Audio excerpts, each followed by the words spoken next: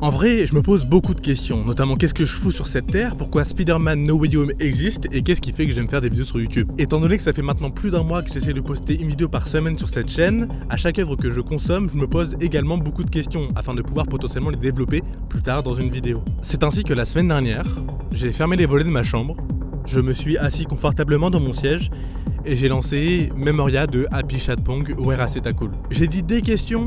Ouais non, en réalité il y en a plutôt une qui revenait principalement. Est-ce qu'on se foutrait pas un peu de notre gueule?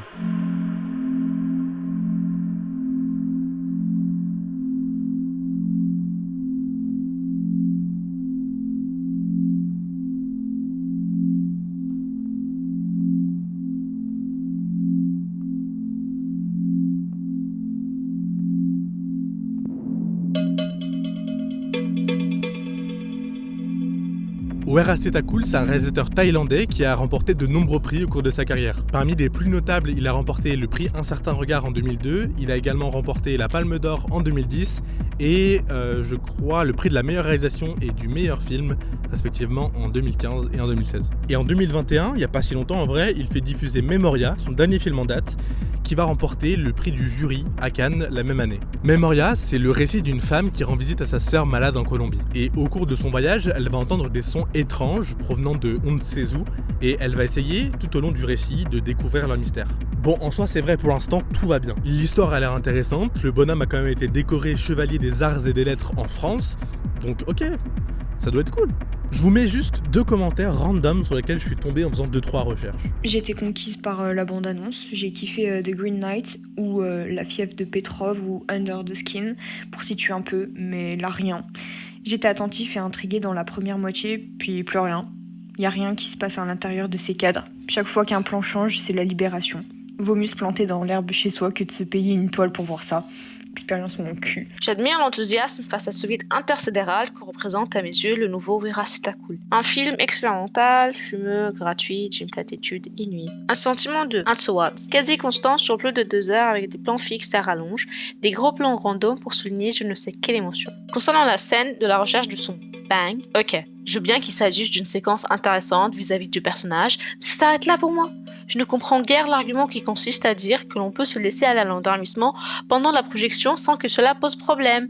Je ne viens pas au cinéma pour fermer les yeux devant un film. Et comme vous pouvez le voir, les avis sont pas si unanimes que ça en fait. En même temps, Memoria c'est un film étrange. À l'instar de l'art contemporain, on pourrait le définir comme un cinéma contemporain, dans le sens où ces films sont des expériences à part entière. Dans son dernier film, Memoria donc, la majorité des plans de cette œuvre sont des plans fixes qui durent à minima 5 minutes, et où il se passe pas grand chose.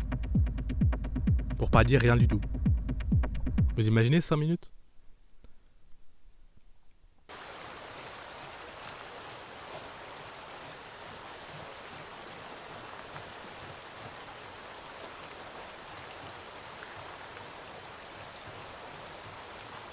Yo sé dónde se está quedando. En vrai, je me suis identifié à ces commentaires, parce que je suis resté sur le cul face à une œuvre que je ne comprenais pas. D'où le « est-ce qu'on se foutrait pas un peu de notre gueule ?» Parce que ce cinéma m'était encore étranger, et quand on ne connaît pas quelque chose, on en a peur, ou du moins, on le rejette. Puis j'ai repris ma respiration, je me suis dit que si je voulais devenir réalisateur plus tard, il fallait que je m'ouvre à d'autres genres et à des choses que je ne connaissais pas. Et à ce moment-là, j'ai regardé le film sous un autre angle, et je me suis dit, et si il n'y avait pas besoin de tout comprendre en fait. It's not the worst thing to be.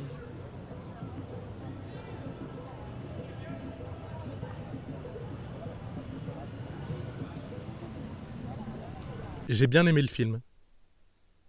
J'ai passé un bon moment devant, qu'est-ce que je voulais que je vous dise? Alors oui, parfois c'est long et c'est chiant parce qu'on comprend pas tout, mais c'est une expérience dans laquelle je replongerai volontiers. À la fois parce que j'aime les films étranges et parce que c'est beau. Si le film est lent pour raconter son histoire, il permet à tout un chacun de voyager. Car ces plans lents nous laissent tout le temps d'observer le paysage d'une Colombie magnifique. On a également une Tilda Swinton qui convient parfaitement au rôle. En fait, ce film c'est un peu comme une expérience sensorielle qui nous laisserait libre d'imaginer l'histoire comme on la veut.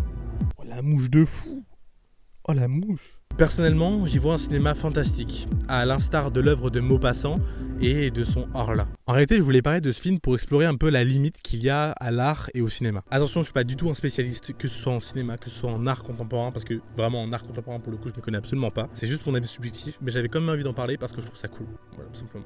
Parfois, on a du mal à se dire que certaines œuvres sont vraiment de l'art face à des élites qui disent comprendre quelque chose que nous, on comprend pas. Selon moi, il y a 4 gros types de cinéma. Attention, c'est très manichéen, c'est très noir et blanc, et ce n'est que mon avis. Il y a d'abord les blockbusters, ensuite il y a les films pour la famille, on a également les films d'animation, et dans un dernier temps, on a tout ce qui est film d'auteur. Dans le cas des films d'animation, des blockbusters et des films pour la famille, on a en quelque sorte une histoire qui est entre guillemets, entre gros guillemets, pré-mâchée. Dans le sens où le spectateur n'est pas là pour réfléchir à une histoire. Mais dans la grande globalité, dans la généralité, les histoires sont pré-mâchées et sont là juste pour donner du divertissement au spectateur. Et il n'y a rien de mal à ça. Au contraire, dans un cinéma qui est plus indépendant, avec des auteurs qui recherchent quelque chose de plus expérimental, d'où le cinéma expérimental et le film d'auteur, et bah là-dedans, on a du cinéma qui n'a pas une nécessité à être compris et à être expliqué. Et donc, c'est au spectateur de comprendre ce qu'il veut. Et c'est pas fait pour tout le monde, parce que parfois, on a juste envie de se divertir quand on va au cinéma, et pas simplement voir un film étrange qu'on va devoir décrypter. Mais je trouve quand même ça intéressant, parce que c'est cool d'avoir des trucs à décrypter, c'est cool de faire plus qu'un film, de faire vraiment une expérience. Et Memoria, c'est une expérience. C'est une expérience où tu comprends pas tout, et le final, si vous voyez le film, le final est vraiment bizarre, mais, enfin je sais pas, j'ai passé un bon moment devant. J'ai vraiment passé un bon moment. Mais c'est vrai que par rapport à ce cinéma d'auteur, j'ai parfois tendance à me dire que on suranalyse quelque chose qui n'a pas à l'être. Il n'y a pas forcément de sens à ce qu'on regarde, parce que l'art a plusieurs sens, qu'il soit d'être divertissant, d'être beau, d'être utile, ou parfois tout simplement d'exister. Et j'ai envie de conclure cette vidéo en disant simplement que Memoria, c'est un film étrange, et j'aime l'étrangeté. Si vous avez l'occasion de voir le film, regardez-le. Revenez plus tard sur cette vidéo et dites-moi ce que vous en avez pensé en commentaire et on pourra créer une petite discussion là-dessus. Vous pourrez m'insulter pour me dire que vous avez perdu 2 heures de votre temps. Oui, parce que le film dure 2 heures. Mais ouais, sinon j'espère que cette vidéo surexposée vous aura plu. Si vous aimez le cinéma, je pense que cette vidéo peut être intéressante pour vous. On parle de Under the Skin et surtout du manque avec Under the Skin. C'est une de mes vidéos préférées et c'est aussi un de mes films préférés. Donc voilà, bisous, à plus, à ciao. Et c'est... Est-ce que c'est bon pour... Pas du tout. Squeezie, on fait un feat quand tu veux.